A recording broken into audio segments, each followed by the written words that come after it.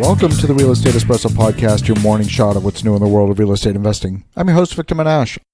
On today's show, we're looking at why prices for real estate in Australia fell by 8.4% in the past 2 years. And we're answering the question as to whether what happened in Australia could happen elsewhere in the near future. Australia's median house price dropped 8.4% between July 2017 and May of 2019. With only a handful of larger price dips during the late 1800s, the slump surpassed the recession of the 1900s and the 2008 financial crisis, making it the worst ever recorded in recent decades. Markets in Sydney and Melbourne were hit the hardest during the downturn, which lasted from mid-2017 until well into this year.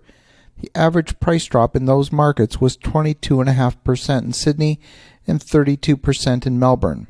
Following a boom that peaked in 2017, prices began to fall due to tighter lending conditions, lower buyer confidence, and changes to Chinese investor loan limits. The government launched a Banking Royal Commission inquiry into lending practices. It commenced in late 2017 and it concluded earlier this year. It resulted in a crackdown on lending practices by the major banks in Australia. The government-led inquiry caused major banks to tighten up on their lending practices. That pulled a ton of liquidity out of the market and causes house prices to slump all across Australia. Much like the 2008 financial crisis, the downturn in Australia was the result of significantly reduced availability of credit in the market. And at the same time, demand from Chinese buyers, Australia's largest offshore property investors, also slowed in 2017 and last year. We've seen the same dynamic in the US and in Canada. China's government has imposed tighter capital controls, making it harder for residents to move money out of their own economy. There's still a lot of money coming into the market from China, but the numbers are down significantly.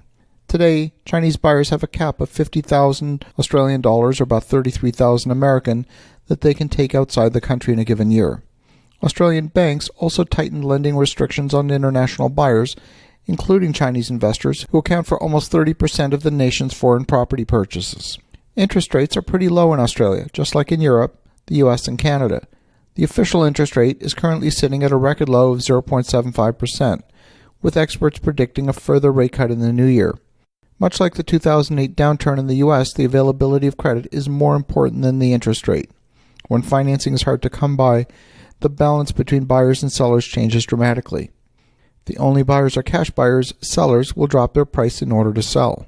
Proof that the problem is a credit problem rather than a real estate problem is the fact that since May, lending has opened up and prices in Sydney and Melbourne have risen almost 6% in both those markets in just a few months. Conditions started to improve following the federal election this year in May. The election impact was primarily because there were no changes to the tax incentives that many property investors rely on. This was then followed by 3 interest rate cuts, making financing substantially cheaper. The cuts were initiated by the Reserve Bank of Australia to help stimulate a struggling broader economy. It's fair to say that the issues in Australia were unique to that country, but it goes to show you that something as simple as an investigation into the banking practices can, at least temporarily, crater the real estate values in a single market. So the question is, could we see a credit crunch again in the US, in Europe, or in Canada? And if so, what would be the cause? We often think about the levels of sovereign debt, so that many countries around the world, they've actually signed up to them. This includes every major economy in the world. We're talking about the US, China, Japan, the UK, Canada, Italy, and yes, even Switzerland.